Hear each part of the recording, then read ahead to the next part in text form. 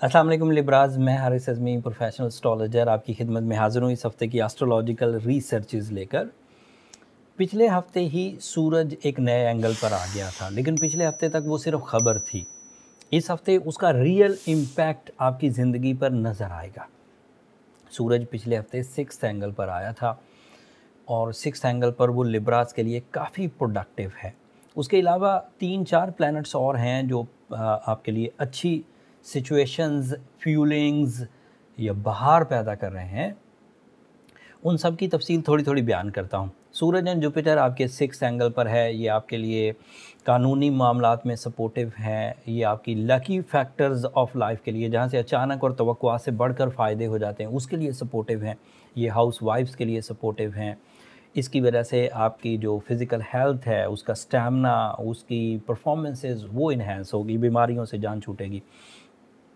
इसके अलावा आपका रूलिंग प्लैनेट वीनस इस वक्त 5th एंगल पर है और ये आखिरी हफ्ता है। वीनस पिछले 4 महीनों से इसी एंगल पर था। अमूमी तौर पर ये किसी एक हाउस में सिर्फ 21 से 25 दिन रहता है, लेकिन ये पिछले 4 महीनों से एक सर्टन एस्ट्रोलॉजिकल फिनोमेना है जिसमें ये इंटर हुआ, रेट्रोग्रेड हुआ, स्टिल हुआ, फिर वापस हुआ और फिर एक लंबा दौरानिया इसने यहाँ गुजारा। अब ये इस हफ्ते तक यहाँ पर है, अगले हफ्ते मार्च के पहले वीक में ये यहाँ से निकल जाएगा, लेकिन फ़िलहाल बहरहाल चौथे घर में अवेलेबल है और काफ़ी प्रोडक्टिव है 4th एंगल पर, जिसकी वजह से आपकी लव लाइफ, आपका कंफर्ट ऑफ लाइफ, आपकी ब्यूटी लविंग नेचर, आपकी जज्बाती कैफियत में इस्तेहकाम, आपकी रिलेशनशिप में आसानियाँ, आपके attachment with your loved ones and आपकी attachment with your employees and colleagues, इनके साथ अच्छे रहने वाले हैं।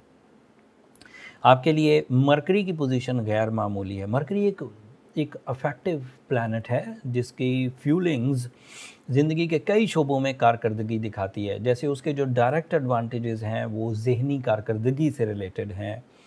ज़हनी कारकर्दगी में कंसंट्रेशन आती है, क़ुव्वत हाफ़ज़ा आती है, लर्निंग कैपेसिटी है, टीचिंग कैपेसिटी है, ये सब क़ुव्वत दिमागी ताकतों से एंड क्रिएटिविटी, ये सब। फिर इसका एक इम्पैक्ट कम्युनिकेशन पर आता है, वो मैजिकल हो जाता है, उसमें लविंग स्किल्स प्रोड्यूस होती हैं, लफ्ज़ों का चुनाव बहुत अच्छा होने लगता है और ये आपके लिए इस वक्त पॉजिटिव है। एंड उसकी आखिरी चीज़ है आपका इमेज। आपकी अपीयरेंस इतनी अट्रैक्टिव, इतनी अपीलिंग हो जाती है कि सामने वाला आपकी ज़ात के बारे में राय बहुत अच्छी कायम करने लगता है और वो भी सक्सेसेस की वजह बनती है। मरकरी के ये डायरेक्ट एडवांटेजेस थे। इनडायरेक्ट एडवांटेजेस क्या हैं कि मरकरी 5th एंगल पर है। 5th एंगल पर ये एजुकेशन को बहुत सपोर्ट करेगा। 5th एंगल पर ये टीचर कैरियर वाले तमाम लिब्रास को बहुत सपोर्ट करेगा। 5th एंगल पर ये फैशन डिज़ाइनर्स को बहुत सपोर्ट करेगा। 5th एंगल पर ये लॉ से रिलेटेड जो लिब्रास हैं, जजेस हैं या वकला हैं, ये उनको बहुत सपोर्ट करेगा। 5th एंगल पर मरकरी की पोजीशन आपके लिए एनिमीज़ को रिपेल करने या उनकी साजिशों को समझने में भी मदद देगी। मरकरी की यही position higher education, overseas education या फिर ओवरसीज़ किसी रिसर्च वर्क के लिए जाना, ये भी आपको सपोर्ट करेगा। सो मरकरी इतना इफेक्टिव है और भी इसकी बहुत सारी फील्ड्स हैं जिसको अगर मैं डिफ़ाइन करने लगूंगा तो बड़ा लंबा टाइम लग जाएगा, लेकिन सादा लफ्ज़ों में मरकरी आपके लिए 5th एंगल पर काफ़ी प्रोडक्टिव है। फिर एक मार्स नाम का प्लैनेट है। Mars is your physical stamina, Mars is your material advantages, Mars is your relationship advantages. वो अगर अच्छे एंगल पर हो तो उसकी वजह से भी ज़िंदगी में सुख आता है। 2 तरह का सुख, एक रिश्तेदारी का सुख और एक माल का सुख, और वो दोनों चीज़ें इस वक्त वो भी प्रोडक्टिव है। सो ओवरऑल लिब्रा को अगर देखा जाए तो तमाम ही शॉर्ट टर्म प्लैनेट्स आपको सपोर्ट कर रहे हैं।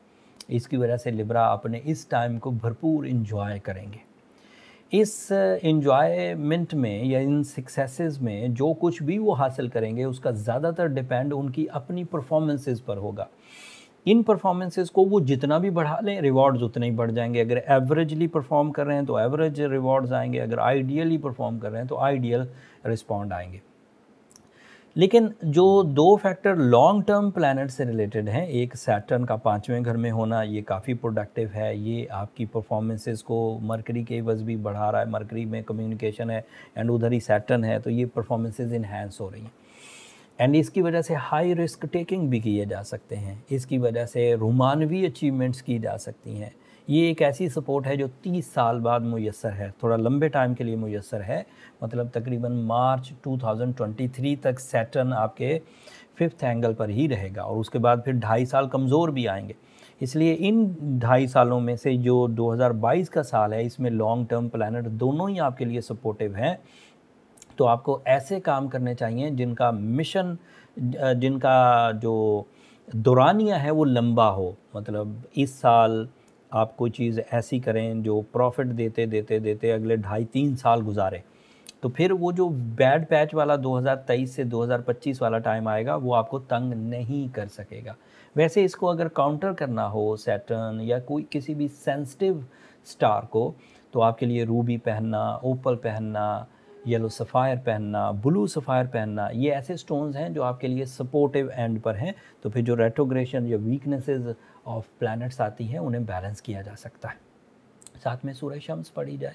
सूरज शम्स always creating some spiritual benefits, जिससे peace of mind, peace of heart, easy and silky opportunities, big profit with less efforts and relationship में इस्तेहकाम रहता है। जब ये कुछ सेक्टर्स ऑफ लाइफ बैलेंसली चलें, जैसे सेहत अच्छी चले, जैसे रुपया पैसा रवानी से चाहे ज़रूरत के मुताबिक ही आता रहे लेकिन आता रहे।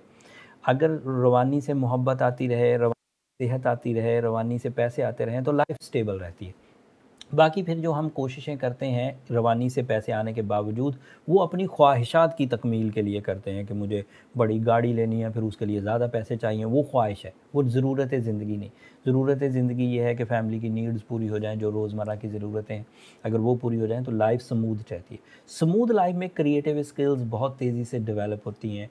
स्मूथ लाइफ में इंसान प्लान बहुत एक्यूरेट करता है, मंजिल परस्त होता है, ड्यूटीफुल होता है एंड रिस्पॉन्सिबल होता है। फिर जब ख्वाहिशों के पीछे लोग लग जाते हैं, वहाँ पर फिर उनके यहाँ प्रॉब्लम्स शुरू होती हैं, फिर वो डी ट्रैक होते हैं। बड़ी ख्वाहिशों को पूरे करने के लिए करप्शंस करते हैं, बड़ी ख्वाहिशों को पूरी करने के लिए अपने अंदर का जो सुख है उसे छोड़ते हैं, बड़ी ख्वाहिशों को पूरा करने के लिए अपने रिश्ते खो देते हैं। बहुत कीमती रिश्ते जिन्हें क्वालिटी टाइम देना था उन्हें वो टाइम नहीं देते और ज़्यादातर अपनी ख्वाहिश को पूरा करने में लगे रहते हैं। जब वो ख्वाहिश पूरी हो जाती है तो उससे सुकून नहीं मिलता, क्योंकि वो बाकी बहुत लॉस कर चुके होते हैं। बहरहाल ये फिनोमेना ऑफ लाइफ है, it is not a astrological sciences, but अगर ज़रूरतें ज़िंदगी के लिए कोशिशें की जाएँ तो बहरहाल ये टाइम बहुत अच्छा है। बाकी आपकी अपने लाइफ स्टाइल है कि ख्वाहिशों के पीछे आपने भागना है तो आप ज़रूर भागिए। आखिरी बात, आपकी जो अपनी सलाहियतें हैं, जो लिब्रास ट्रेड्स हैं, जिन्हें हम लोग नेचुरल एबिलिटीज़ कह सकते हैं, वो इस वक्त के मौसम में खूब पनपेंगी, ग्रो करेंगी, फ्लरिश करेंगी। तो फरवरी का ये आखिरी वीक आपके लिए काफ़ी प्रोडक्टिव है। इसे सोकर या गम में या नुकसानात में ना गुजारें, आपको कुछ प्रोडक्टिव प्लान्स करने चाहिए। That's all from my and. अगले हफ्ते आपका जो रूलिंग प्लैनेट वीनस है वो एक नेक्स्ट एंगल पर चला जाएगा। वहाँ वो आप पर क्या असरअंदाज, किस तरह के असर करेगा, वो तफसील अगले हफ्ते बयान करूँगा। अगले हफ्ते मार्च के पहले वीक में शोबान का चांद भी हो जाएगा, वो अलग से आपके लिए बेनिफिट्स क्रिएट करेगा। वो सब तफसील आने वाली वीडियो में बयान करूँगा। तब तक के लिए अब मुझे इजाज़त दीजिए। अगर मेरी ये कोशिशें, अगर बर वक्त एस्ट्रोलॉजिकल अवेयरनेस देना आपको पसंद आता हो, या आपकी ज़िंदगी में इसकी वजह से इतनी सी नॉलेज या कोई इतना सा छोटा सा फ़ायदा भी आपकी ज़िंदगी में होता हो, तो अपनी दुआओं में हमें ज़रूर याद रखिएगा। आपकी दुआएं मेरे लिए इस दुनिया का और आखिरत का सबसे कीमती सरमाया है। चैनल को भी ज़रूर सब्सक्राइब कर लीजिएगा। आपकी सब्सक्रिप्शन हमारी हौसला अफजाई की वजह बनती है। अगले हफ्ते तक के लिए अल्लाह निगहबान।